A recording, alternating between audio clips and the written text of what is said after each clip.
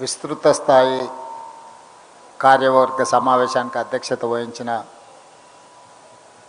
PCC అధ్యక్షులు, శాసన మండలి సభ్యులు మిత్రులు మహేష్ కుమార్ గౌడ్ గారు, కార్యక్రమానికి ఏఐసి నుంచి ముఖ్య అతిథులుగా విచ్చేసిన తెలంగాణ ఇన్ఛార్జ్ మీనాక్షి నటరాజన్ గారు, అదేవిధంగా ఏఐసిసి నుంచి పరిశీలకులుగా వచ్చిన ప్రవీణ్ గారు, అదేవిధంగా ఉప ముఖ్యమంత్రి వర్యులు, సహచర మంత్రివర్గ సభ్యులు, పార్లమెంట్ సభ్యులు, శాసన మండలి సభ్యులు, శాసనసభ్యులు, వివిధ కార్పొరేషన్ల చైర్మన్లు, తెలంగాణ రాష్ట్ర కాంగ్రెస్ పార్టీ కార్యవర్గ మిత్రులకు, జిల్లా పార్టీ అధ్యక్షులకు అందరికీ నూతన సంవత్సర అదేవిధంగా సంక్రాంతి శుభాకాంక్షలు తెలియజేస్తున్నాను. మిత్రులారా, ఈ సమావేశం కాంగ్రెస్ పార్టీ అధ్యక్షుడి నేతృత్వంలో జరిగిన ఈ సమావేశంలో జరుగుతున్న చర్చ కాంగ్రెస్ పార్టీ కార్యకర్తలకు, అభిమానులకు, శ్రేయోభిలాషులకే పరిమితమైన చర్చ కాదు. 140 కోట్ల జనాభా ఉన్న ఈ భారతదేశంలో 80% మహాత్మా గాంధీ జాతీయ ఉపాధి హామీ పథకంలో సభ్యులు. భారతదేశ జనాభాలో ప్రత్యక్షంగానో పరోక్షంగానో 80% జనాభా ఆధారపడిన ప్రపంచంలోనే అత్యంత ప్రజల ఆమోదం పొందిన మహాత్మా గాంధీ జాతీయ ఉపాధి హామీ పథకాన్ని పేదల మీద కక్షతో నరేంద్ర మోడీ ప్రభుత్వము నిబంధనల మార్పు ముసుగులో పథకాన్ని శాశ్వతంగా సమాధి చేయడానికి ఈరోజు కుట్ర చేస్తున్నది.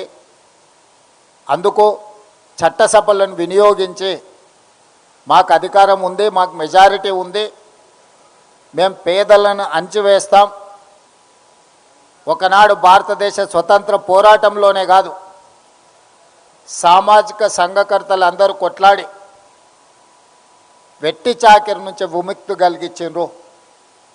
వెట్టి చాకిరి గురించి నేను కొత్తగా చెప్పాల్సిన పని లేదు. తెలంగాణ ప్రాంతంలో ప్రతి గ్రామంలో, తండాలలో, గూడాలలో పేదలందరికీ తెలుసు వెట్టి చాకిరి గురించి.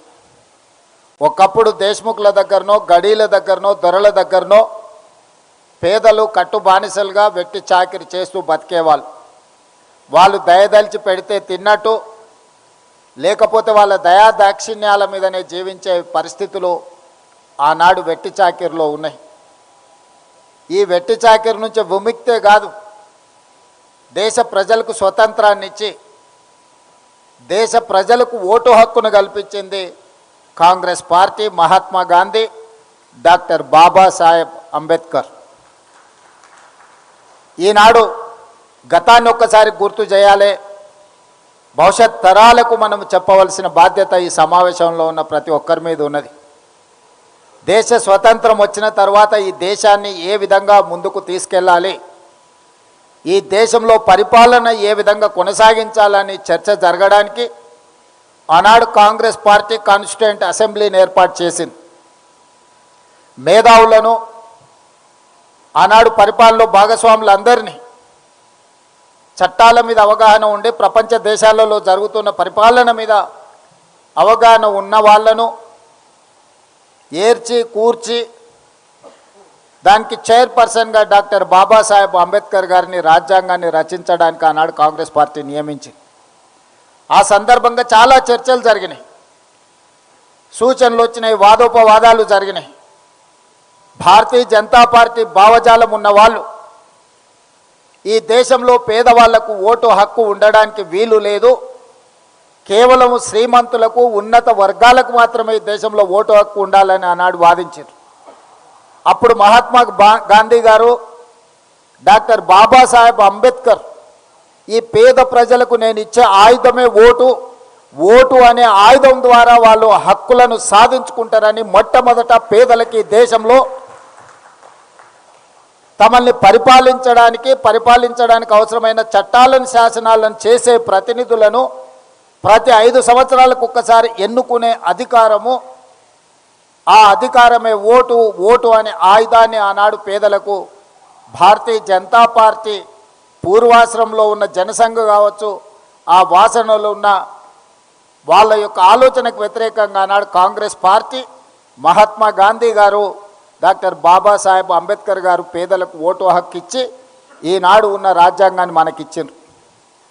ఆ రాజ్యాంగాన్ని 75 సంవత్సరాలు పూర్తి చేసుకుంటున్న సందర్భంలో 2024 పార్లమెంట్ ఎన్నికల సందర్భంగా నరేంద్ర మోడీ గారి నాయకత్వంలో ఈ పేద ప్రజలకు అనుకూలమైన పేద ప్రజలకు హక్కు కల్పించిన, పేద ప్రజలకు భద్రత కల్పించిన రాజ్యాంగాన్ని మార్చడానికి కుట్ర చేసి 400 సీట్లు మాకు ఇవ్వండి, మేము నూతన పరిపాలన తీసుకొస్తామని చెప్పి భారతీయ జనతా పార్టీ ప్రజల దగ్గరికి వెళ్ళారు.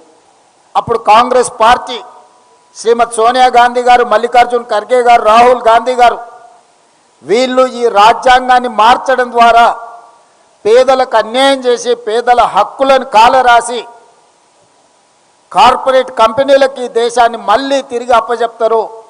ఆనాడు ఈస్ట్ ఇండియా కంపెనీ ముసుగులో ఈ దేశాన్ని ఆక్రమించుకున్న బ్రిటిషర్స్ వారసత్వంగా బీజేపీ అంటే బ్రిటిషర్స్ జనతా పార్టీ అని చెప్పుకునే విధంగా ఈరోజు రాజ్యాంగంలో మార్పు తీసుకోవడానికి ప్రయత్నం చేస్తారు.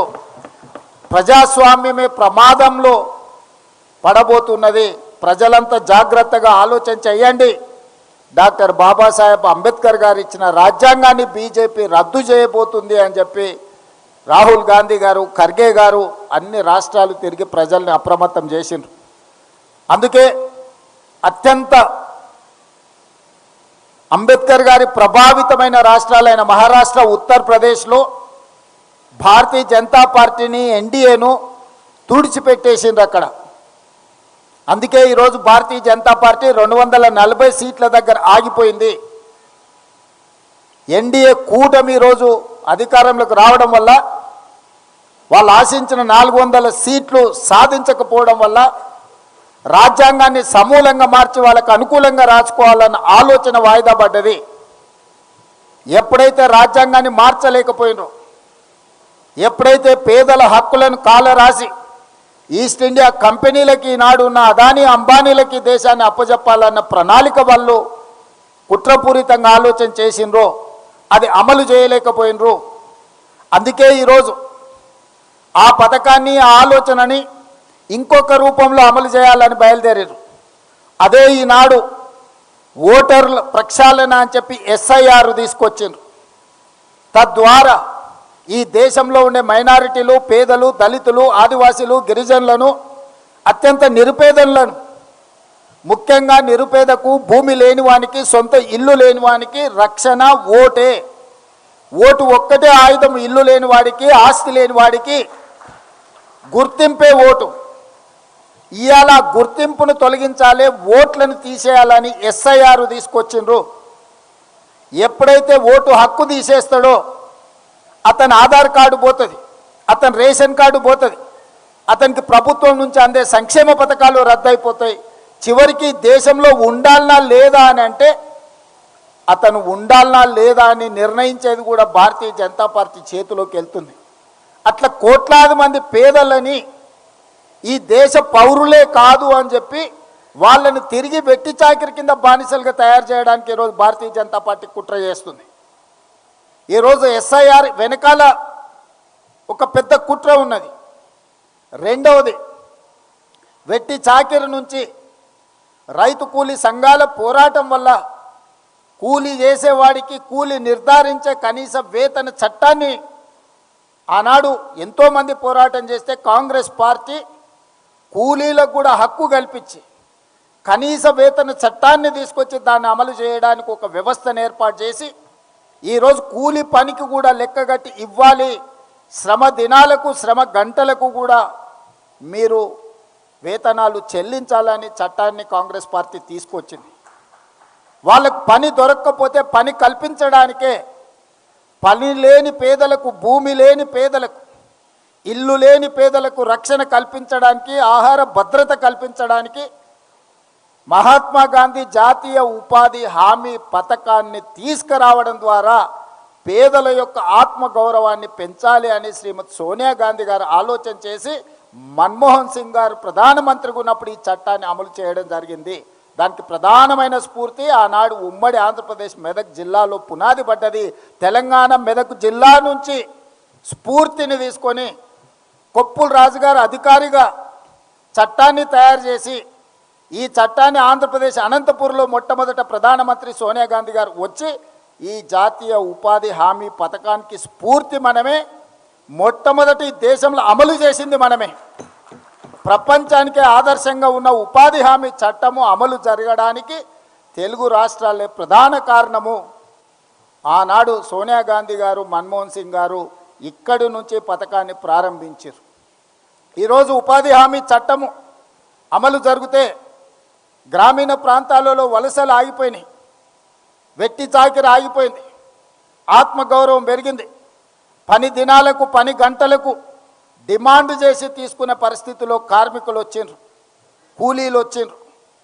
ఇవాళ అదానీ, అంబానీ లాంటి పెద్ద పెద్ద పారిశ్రామికవేత్తలకు సగ్వకు లేబర్ దొరకడం లేదు. కాబట్టి ఈ జాతీయ ఉపాధి హామీ పథకాన్ని గ్రామాలలో రద్దు చేస్తే మళ్ళీ గ్రామాలలో ఉన్న పేదలు వలసల పేరు మీద పట్టణాలకు తరలి వస్తారు. ఎప్పుడైతే పేదలు పట్టణాలకు వస్తారో అదానీ అంబానీలకు సగ్వకు కూలీలు దొరుకుతారు. తిరిగి మళ్ళీ ఈస్ట్ ఇండియా కంపెనీలకు మనల్ని కట్టు బానిసలుగా చేయడానికి, వెట్టి చాకిరిని అందించడానికి ఈరోజు నరేంద్ర మోడీ గారు జాతీయ ఉపాధి హామీ చట్టాన్ని రూపుమాపే ప్రయత్నం చేస్తుండు. ఇది కార్పొరేట్ కంపెనీలు పన్నిన కుట్ర.